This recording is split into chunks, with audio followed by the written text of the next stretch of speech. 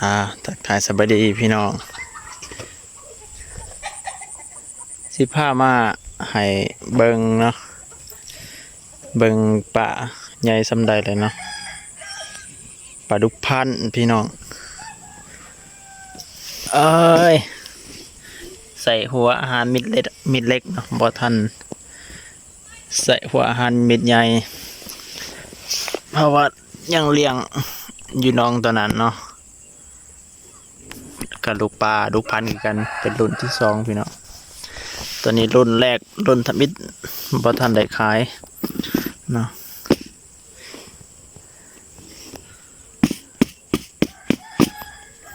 เบิ่งน้ำกันเด้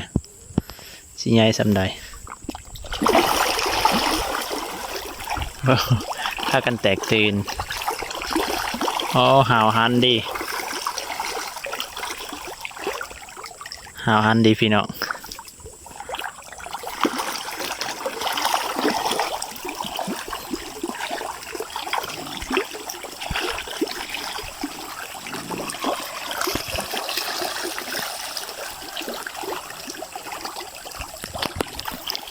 กำลังใหญ่ซ้ำกลางพี่น้องบ่ทันใหญ่สุดใหญ่ซ้ำกลางนี่นะ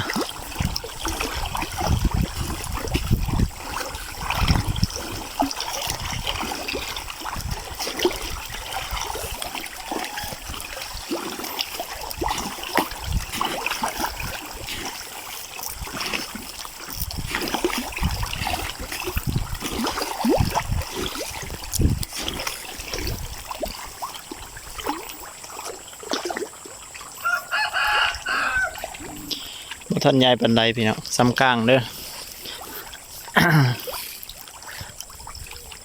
คาดว่าน่าจะเบิดหัวอาหารอีก3 สอบจึงสีพอดีขายพี่น้องแต่ว่าจะเป็นหัวอาหารมิดใหญ่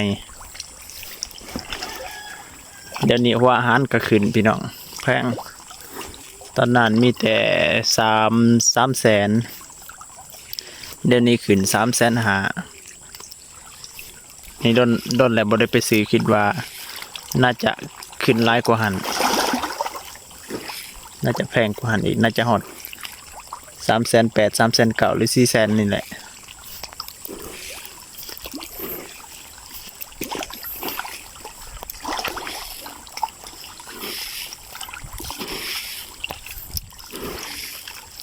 คันใส่หัวอาหารมิดใหญ่นี่มันกินอิ่มไวพี่น้องแต่ว่ามันอยากเปลืองหน่อยนึงกินอิ่มไว้แล้วก็ใหญ่ไว้หัวอาหารมิดใหญ่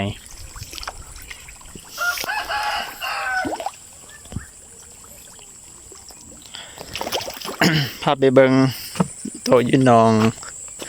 งกระโดนไปเบิงนำกันเลยป้าอยู่น้องกระโดนมันออกส่วงฝนตกหนักมันออกตามมันคันเทนามันลุมันเป็นหู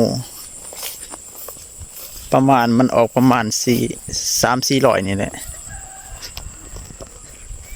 แท้ข้างหน้านี่ถ้านี่มีบดแบบว่ามันออกแล้วมันเอาบ่ได้พี่น้องมันอยู่แท้ข้างหน้านี่มันเอายากคือจังสิน้ำเต็มจังสิปูนมันไปฮอดหน้าอพักเนาะเดี๋ยวนี้จะปล่อยน้ำออกบ่โหวะยันมันออกกันเลยปล่อยน้ำออกบ่โหวมันสิยังเดือดร้ายสำหน่อยก่อนอีแม่สะน้ำเอาปลาเนี่ยเอาปลาตัวปลาดุกพันแหละมันออกสตอนฝนตกแห้งๆตอนนั้นเนาะตอนฝนตกหนักแล้วก็น้ำมันลุมันหัว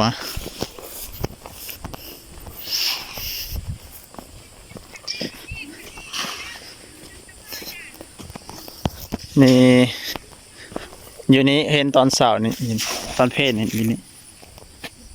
ตัวหนึ่งฮันเดนี่เห็นบ่นี่พี่น้องมองนี่อันเดพูดเห็นบ่ตัวนี้ใหญ่กว่าหมูนี่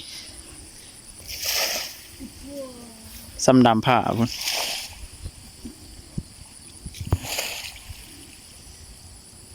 อะไร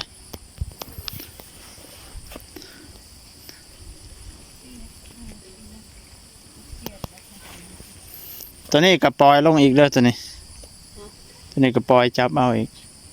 เพราะว่าขาวมันถ่องเลยเด้มีแต่อัดตัวนี้อัดให้ตัวนี้แหละปล่อยลงนั่นน้ำมันก็บ่เลิกปานใดจะน้อยฝนตก จะน้อยฝนตกหนัก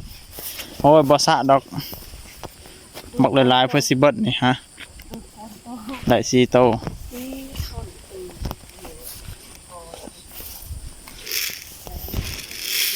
นี่ตัวนี้ทึกลี่บ่ทึกลี่บ่นี่ปลารถตัวนี้ทึกลี่เนาะ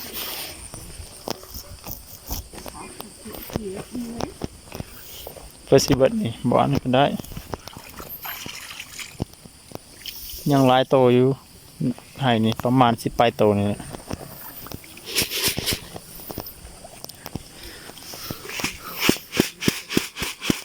มาเบิ่งน้ำกันพี่น้อง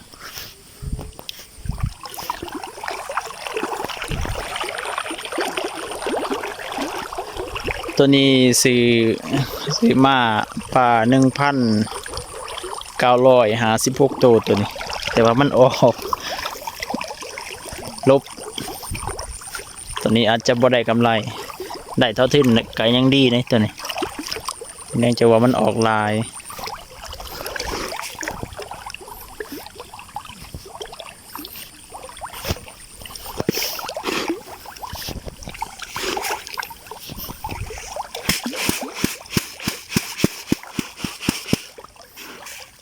เขาเอิญเนาะ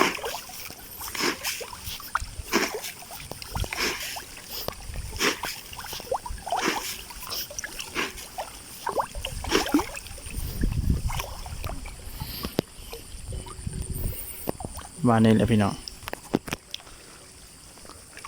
ยังมาบ่ทันเบิดพุ่นยังแท้แจ้เนาะแท้เข้ม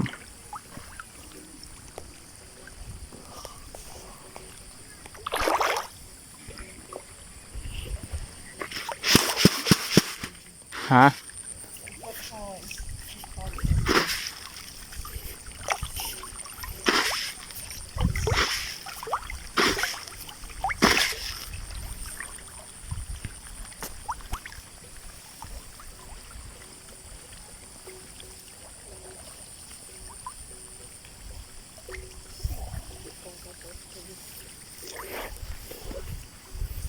นี่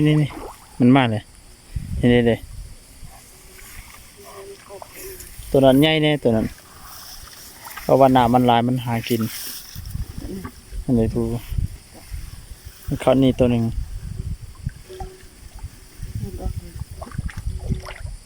นี่มันไล่มาเลยเห็นไหมบ่นี่ต้านเบิ่งนี่ต้านตัวนี้เอามือสะใส่เห็ดเป็นห้องหน่อยให้มันเข้ามาแล้วมันอยู่ในร่องแล้วก็มันเอาง่าย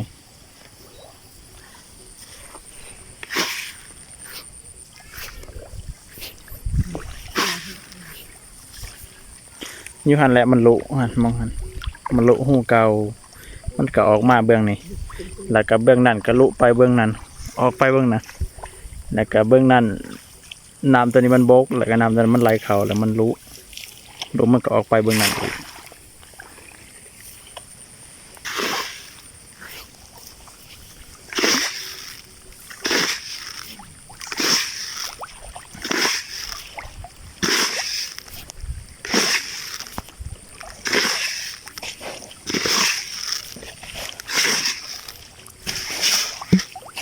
ใส่ให้เบิดเลย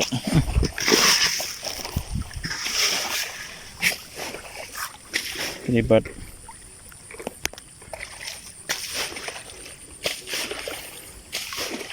กคลิปนี้กับสีโบมียังไลฟ์พี่น้องก็ซ้ำนี่แหละฝากกดไลค์กดติดตามให้แน่พี่น้องเพื่อเบิ่งคลิปต่อไปเนาะเพื่อสีได้อัปเดตลงเรื่อยๆเพื่อตัวนี้สีใหญ่เนาะก็สีอัปเดตลงนะครับตอนจับปลาเลื่อนขึ้นไปขายกับสีอัปเดตลงให้พี่น้องเบิ่งว่ามันสีได้จักร้อยปลาตัวนี้คือกันสีได้จักร้อยเนาะ